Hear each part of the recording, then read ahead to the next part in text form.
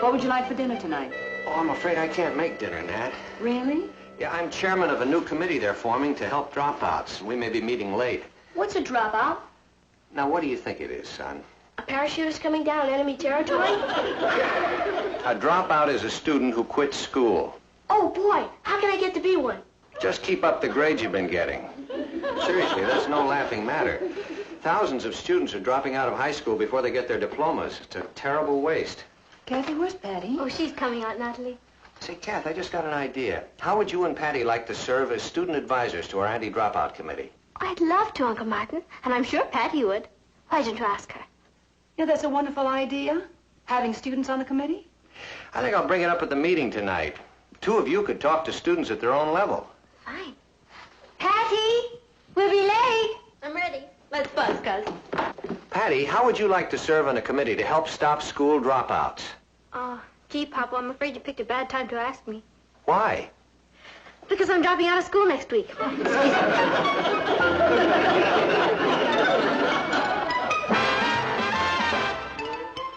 Meet Kathy, who's lived most everywhere, from Zanzibar to Berkeley Square. But Patty's only seen the sights a girl can see from Brooklyn Heights. What a crazy pair! But they're cousins, identical cousins all the way. One pair of matching bouquets, different as night and day. Where Kathy adores a minuet, the ballet russe, and crepe Suzette. Our Patty loves to rock and roll, a hot dog makes her lose control. What a wild duet, still they're cousins, identical cousins, and you find they laugh alike, They walk alike, at times they even talk alike. You can lose your mind when cousins are two of a kind. Hi, Patty. Hi, Rich. I want to talk to you. I want to talk to you, too. Are you still going through with it? You bet I am. It's all set. I'll tell you about it this afternoon. Can you meet me at the shake shop after school? Sure. Hello, Richard. Hi, Kathy. Why now, will you stop running for a minute and talk to me? Long to go, so. I've been trying to catch up with you all morning. You can't just announce you're quitting school and then run away. I didn't think everybody'd get so excited about it. Excited? Your mother and father are in a state of shock. I'll explain it all to them when I get home. You're going to explain it to me right now. Later. Now. Patty, I don't understand you. You were looking forward to going to college. We'd planned to go to the same college, share the same dormitory. I know. Well, then what is it? It's old Noodlehead. Who? Richard the Chicken-Hearted. He's dropping out of school next week. He can't drop out of school. He's going to be a doctor. He changed his mind. He decided he'd rather be a millionaire. He's starting next week. Patsy, you've got to stop him. I've tried every argument I can think of, but I can't budge him. So I figured I'd trick him. By quitting school. I'm not quitting school, but I can't let Richard know that. When I tell him I'm dropping out, he'll be so shocked it'll bring him right back to his senses. I see. That's a marvelous idea. I got it from our family motto. If you can't lick 'em, outthink 'em. You want the check? No, I'm waiting for someone, Harry. Bring me another soda. Only this time make it a cherry soda. They say American kids are soft. Oh, and while you're at it, bring me another sandwich. Another cheeseburger on a bun with the Russian dressing, tomatoes, and mustard? No, make it an egg salad on pumpernickel with mayonnaise and hot peppers.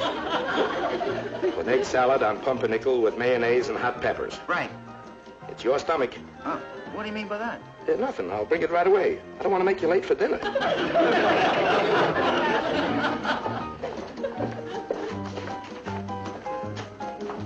Oh, hi, Marcia. See you later, Marcia. Oh, hi, Patty. How'd you do in the physics exam? Who wants to be a physicist? I didn't do so well either. It's over there waiting for you. Old faithful. Long adios. Hi, Rich. Oh, where have you been? I'm on my third soda. Oh, I got tied up. I'm sorry. Oh, what's going on? It's all set. I'm going out Monday and look for a job. Doing what? Oh, anything. Just so I start near the top. That's where the money is. Have you told your father yet? Not yet. He's got a very low boiling point. He's a real screamer.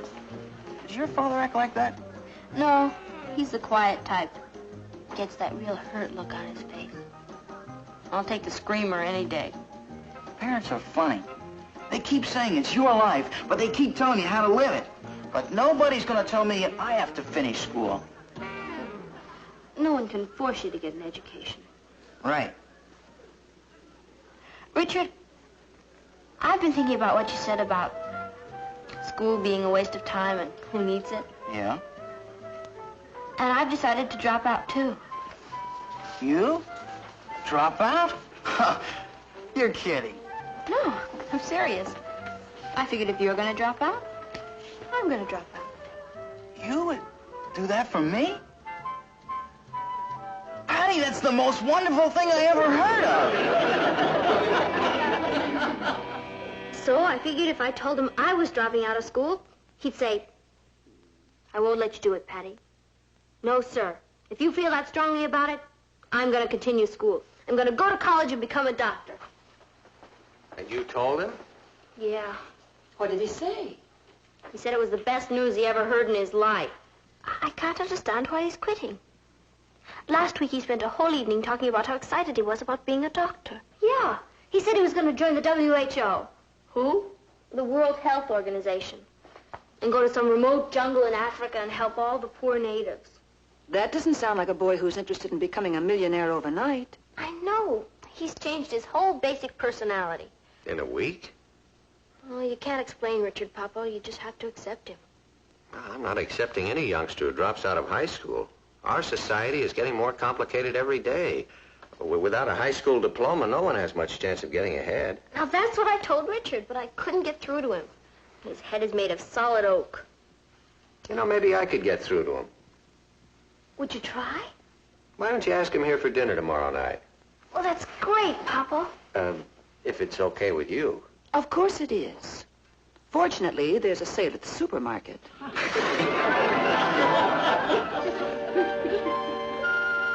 May I have another piece of cake? While you're at it. Oh, certainly, Richard. That makes 4. But who's counting? Papa, guess who I ran into today? Dr. Thayer. Oh? Yeah, he's receiving some kind of a medal for Doctor of the Year. That's wonderful. His family must be terribly proud when you think of all the people he's helped and lives he's saved.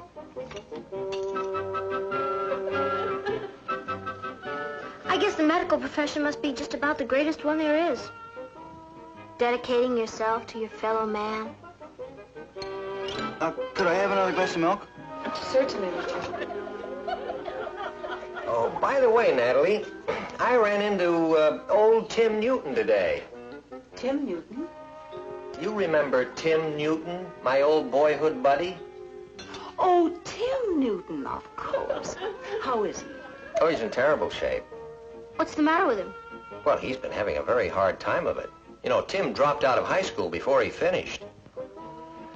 He got a job instead. Things went along fine for a while, but then he began to find that the good jobs were going to the men with high school and college educations. Everybody was moving up the ladder of success but Tim. That's terrible, Uncle Martin. When I saw him, he just lost another job. He'd been replaced by a machine. What's he do, Mr. Lane? Oh, odd jobs. They have a machine that does odd jobs? Boy, I sure love to see it.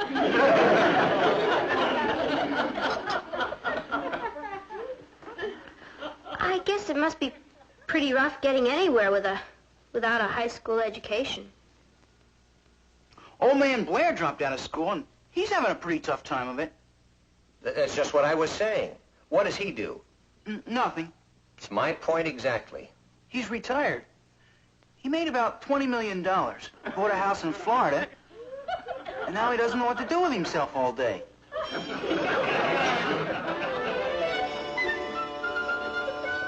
Hey, there's a great new picture at the Orpheum. 7 empty coffins. Why don't we just stay in tonight, Richard? That's a good idea. You all go on into the living room. I'll clear the table. Okay. Ross, you can help me. I didn't eat that much. Why don't I give you the money instead? Boss. Why don't I help Mom with the dishes? Richard, I've been wondering, which college were you planning to attend? Winoka. Oh. I've changed my mind, though. I'm not going to college. As a matter of fact, I'm dropping out of high school next week. Really? Yeah, school's a drag. Well, I can understand that. I suppose if you're getting low grades, it's just not very interesting. Low grades? I have a B+ average. Oh. Well, are you having trouble with one of your teachers? No, they're okay. You don't like the school? School's pretty good. Weren't you going to be a doctor? That's before I grew up. Who wants to be gotten out of bed in the middle of the night to take care of some neurotic who has a stomachache? Well, if you feel that way about it, then you shouldn't be a doctor.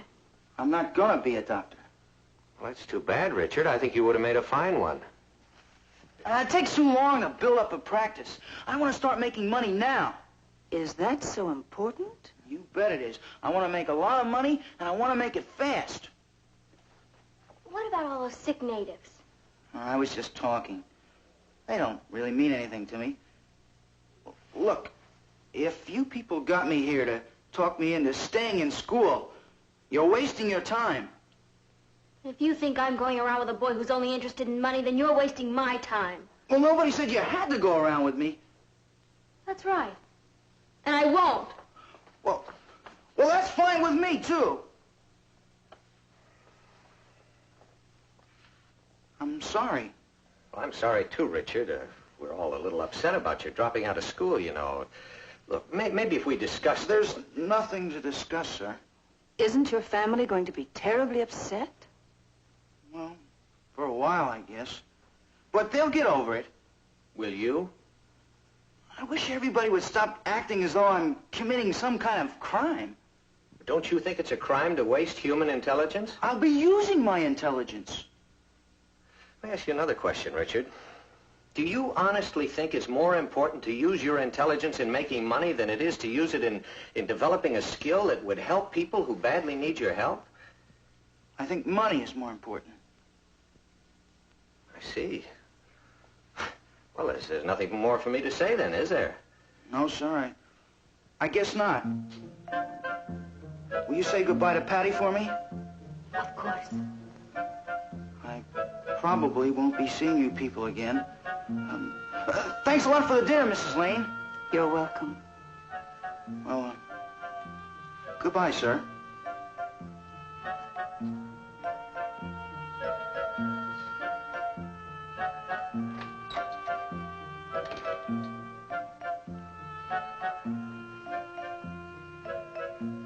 Richard said I was listening. How could I have been so wrong about it? I was actually planning to go into the jungles and help him with the sick natives. Do you know who's sick? Me. I should have my fuzzy head examined. Patty, do you think that Richard could have some special reason for needing money that we don't know about? Sure. Greed. Let's just forget it. Richard's father owns a big construction company. There's no excuse for this. I'm just going to see how fast I can forget about Richard.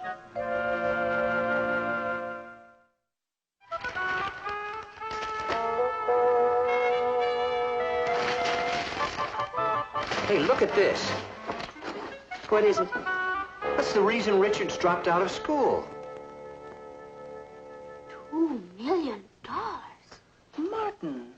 His father's gone broke and he didn't want anyone to know. Patty! Imagine him going to work to help his family. And all the terrible things that were said. What's wrong? Nothing's wrong. I have wonderful news. Richard's father has lost all his money.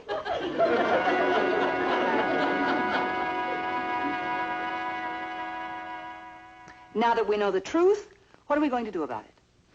I know what I'm going to do. I'm going over to Richard's house on my hands and knees. Can I watch?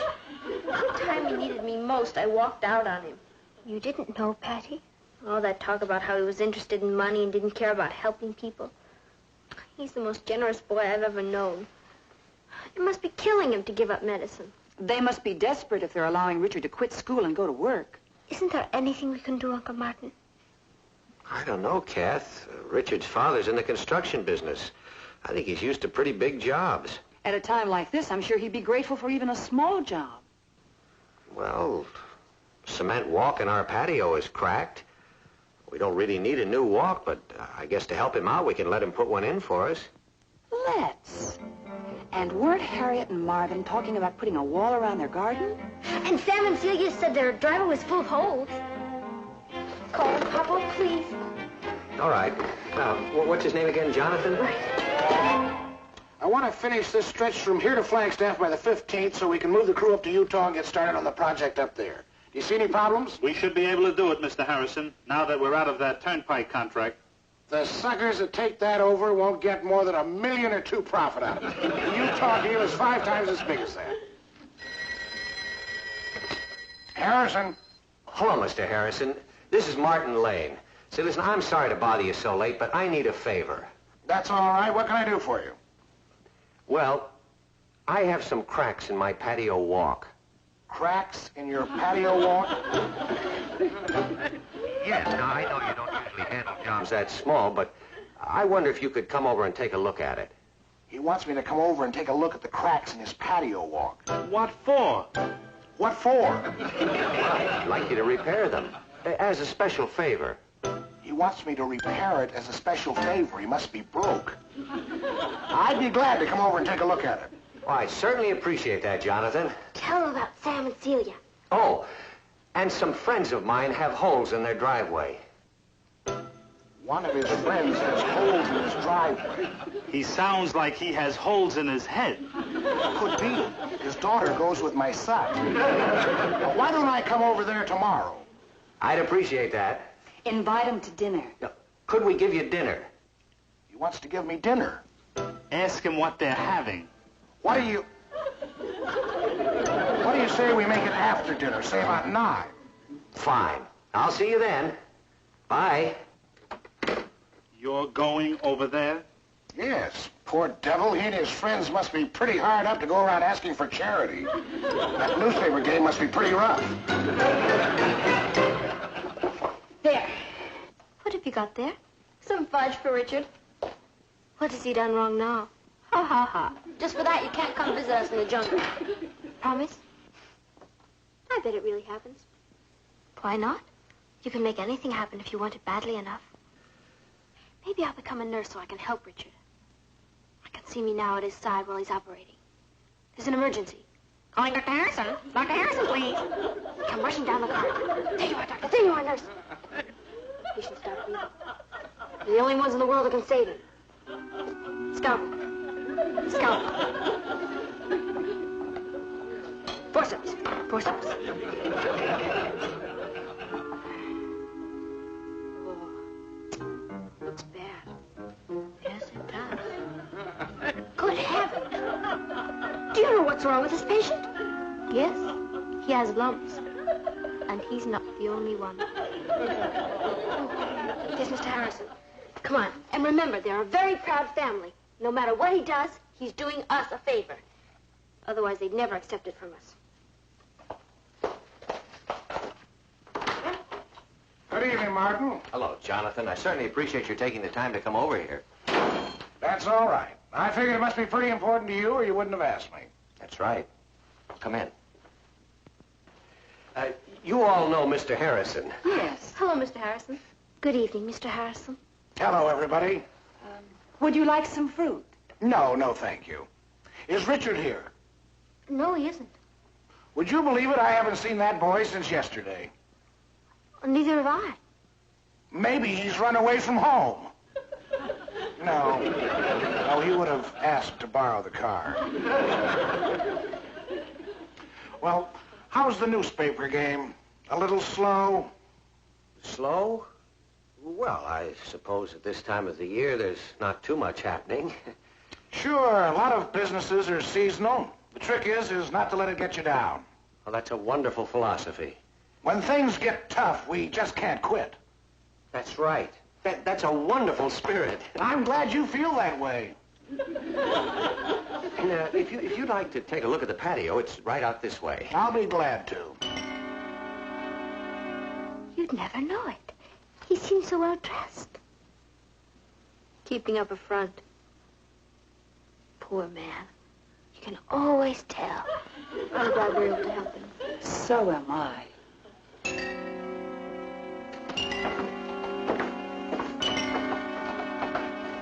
Well, what do you think? Oh, you got cracks all right. I'll send a man over to repair them. That's really nice of you, Jonathan. Glad to help you out, Martin. Mr. Harrison, as long as you're helping us out, here's a few more jobs we have for you.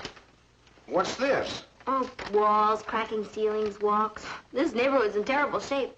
There are enough jobs to keep you busy for months.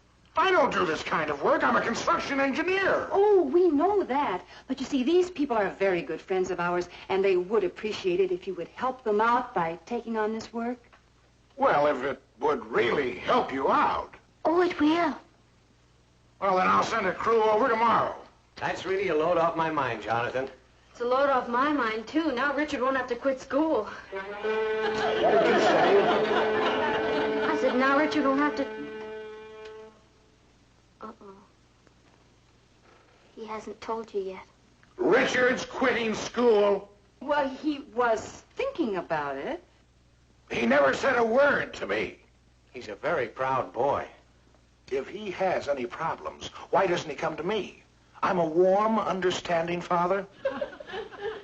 What would you have done if he told you? I'd have killed him. Why would he do a crazy thing like this, dropping out of school? Well, he was trying to help you. Help me what? Well, when Richard heard you lost all your money, the first thing he did was go out and get a job. Lost all what money? The $2 million in the paper, I suppose. In what paper? I didn't even notice it. All my small losses go through one of my holding companies. You mean you're not broke? Me? Broke? I'm too rich to go broke. Why would Richard think you lost your money? Because I have a big mouth, Mrs. Lane. Richard is always asking for something. A new car, a bigger motor. Why don't I buy a yacht? It's crazy with these kids today. In our day, give us a top and a string and we have a good time. The other night, Richard asked me to increase his allowance. No, he didn't say increase it, he said double it. Just then the phone rings and it's my superintendent. And he tells me that we're losing, how much was it? $2 million. $2 million on this little turnpike job. So I turned to Richard and I said, there you are. I've lost $2 million and I'm wiped out, and you're asking for a bigger allowance. It was a joke. Oh, he'll never make a businessman. On that tax loss alone, I'll make money. Mr. Harrison, I don't think Richard wants to be a businessman. He wants to be a doctor. And he was willing to give all that up when he thought you were in trouble. Well, that crazy kid never said a word to me. When I get home, Yes? I'll give him enough money to buy his own hospital. Hi,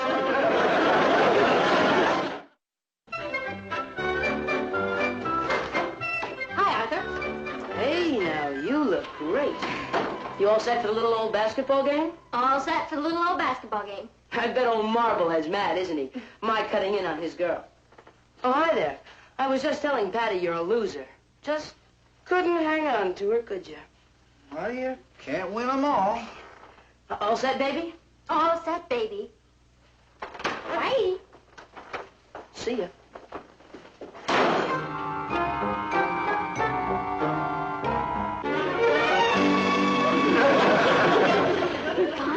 Yeah. Let's get moving. 7 empty coffins goes on in 10 minutes. Okay. Poor Kathy.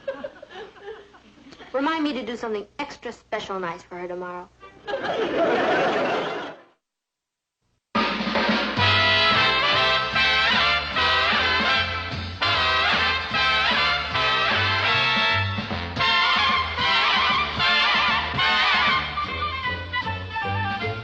Here's Here's Kathy, who's lived most everywhere, from Zanzibar to Berkeley Square. But Patty's only seen the sights a girl can see from Brooklyn Heights.